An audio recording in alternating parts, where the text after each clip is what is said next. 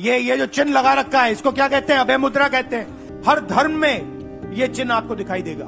गुरु नानक जी की फोटो देखिए, महावीर की देखिए, बुद्धा की देखिए, इस्लाम में भी शिव जी की फोटो देखिए, उसमें आपको ये दिखाई देगा। और इसका मतलब है डरो मत, डराओ मत। অভয় মুদ্রার সঙ্গে জাতীয় কংগ্রেসের প্রতীক অর্থাৎ হাতের তুলনা করে প্রধান বিরোধী দলনেতা রাহুল গান্ধী ইতিমধ্যেই ভাইরাল। তাকে বলতে শোনা গিয়েছে হিন্দু, শিখ, জৈন, বৌদ্ধ এবং ইসলামে অভয় মুদ্রার উল্লেখ রয়েছে। সত্যি কি তাই? কি বলছে ভারতীয় সংস্কৃতি? ইসলামের সঙ্গে কি আদৌ কোনো সম্পর্ক রয়েছে অভয় মুদ্রার? অভয় মুদ্রা কি? সংস্কৃত অভয় শব্দের অর্থ নির্ভীক, অর্থাৎ যার মধ্যে ভয়ের লেশ মাত্র নেই। মুদ্রার বর্ণনাটা ঠিক কেমন? যেখানে ডান হাত থাকবে ডান দিকের কাঁধ বরাবর, হাতের আঙুল দিক নির্দেশ করবে আকাশের দিকে, আর তালু থাকবে উন্মুক্ত অর্থাৎ খোলা। সাধারণভাবে এই মুদ্রা দেখলে মনে হয় থামতে বলা হচ্ছে, ইংরেজিতে যাকে আমরা বলে থাকি স্টপ।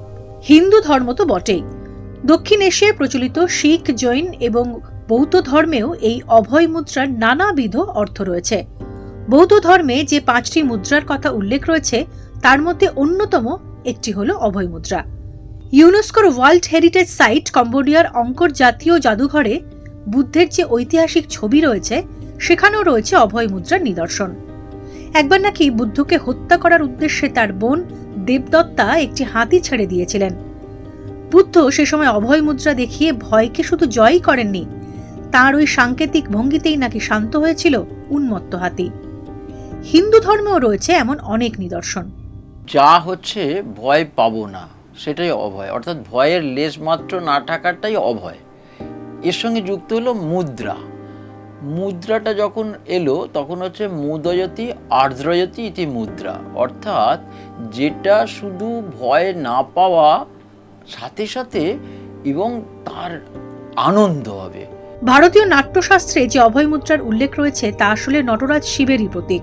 ধ্রুপদী নৃত্যশিল্পীরা এই মুদ্রার প্রদর্শনের মাধ্যমেই শিবের কৃপা প্রার্থনা করেন। প্রাচীন ভাস্কর্যে বিষ্ণুরও এই অভয় মুদ্রা প্রদর্শনের উদাহরণ রয়েছে আমাদের দেশে। তবে শুধু পুরাণেই নয়, শিল্প এবং শিল্পকর্ম ব্যক্ত করার মাধ্যম হিসাবে বাইবেলেও রয়েছে বিভিন্ন মুদ্রার ছবি। এমনকি ভ্যাটিকান সিটিতেও এমন নিদর্শন রয়েছে। অভয় মুদ্রার উপকারিতা কি কি? যেখানে ভয়কে জয় করার কথা বলা হয়েছে সেখানে এই মুদ্রা সাহস অর্জনের প্রতীক।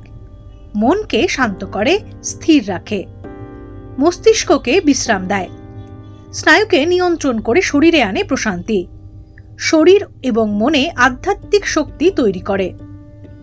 ইসলামের সঙ্গে অভয় মুদ্রার কি কোনো সম্পর্ক আছে?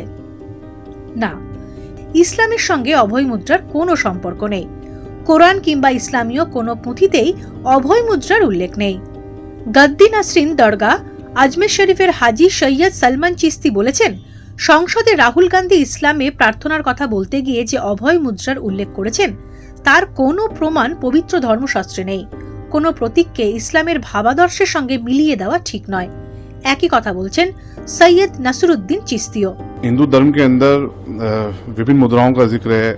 देवी देवताओं के उनके अकॉर्डिंग जो देवी देवता हैं उसके अंदर उनकी विभिन्न मुद्राएं हैं, उसमें हो सकता है। लेकिन इस्लाम में मूर्ति पूजा या पूजा पाठ का कोई जिक्र नहीं है और ना ही किसी किस्म से अभय मुद्रा का कोई जिक्र है। যদি নির্দিষ্ট করে হাতের কথা বলা হয় তাহলে হ্যাঁ, মধ্য পূর্বীয় ইসলাম ধর্মাবলম্বীদের মধ্যে তার প্রচলন রয়েছে। হিব্রুতে যাকে বলা হয় হামসা আর আরবিতে বলা হয় খামসা। এই প্রতীকের অর্থ প্রোটেক্টর। তবে ভারতীয় মুসলিমদের মধ্যে এর ব্যবহার খুবই নগণ্য, যা আক্ষরিক অর্থে না বলারই মতো।